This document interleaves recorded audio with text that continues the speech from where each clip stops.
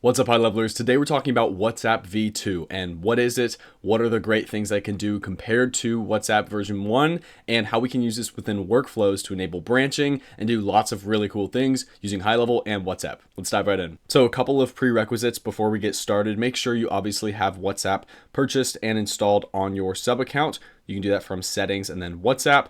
And then of course, make sure you have your phone number and at least one template created for your WhatsApp account. Once you've confirmed that, we can head over to automations and hop into a workflow so I can show you this awesome action. So this is our WhatsApp v2 action. This is giving us the ability to do branching based off of our WhatsApp actions. If you look it up under actions, you'll see WhatsApp, and we have WhatsApp, WhatsApp media, WhatsApp customer service window check, and WhatsApp send flows. So these four workflow actions are going to give us the ability to do lots of great things with WhatsApp, but the primary WhatsApp action is here.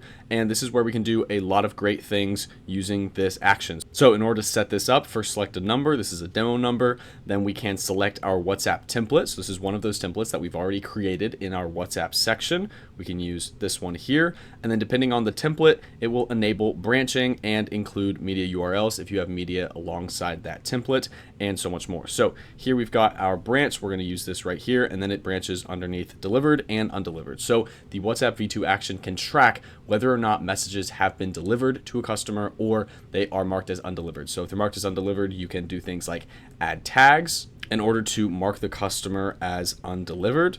You can also try and reach out to them on other platforms like SMS if they haven't responded here. And of course, if they go under the delivered category, then we can do lots more things like adding WhatsApp media in order to send them another message. We can send them down one of our appointment booking flows using the WhatsApp appointment flows that we have within the integration, and so much more. So there's a lot of things that we can do with this WhatsApp v2 system. So we can also, if we don't have any templates created, we can use the WhatsApp action, and then rather using one of our templates, we can select freeform message. And this will allow us to still enable branching. So that way we can set up branching with quick replies, and then we can actually select a snippet from our regular text snippets section within our sub account, just like that. Or we can type a freeform message or even modify the message here if we need something to work specifically for this workflow and not from a template. So this is all really cool. I hope this is giving a little bit of insight into WhatsApp version 2 and how this is going to be better than version 1. As always, if you have any questions, refer to the help talk, and thank you for watching.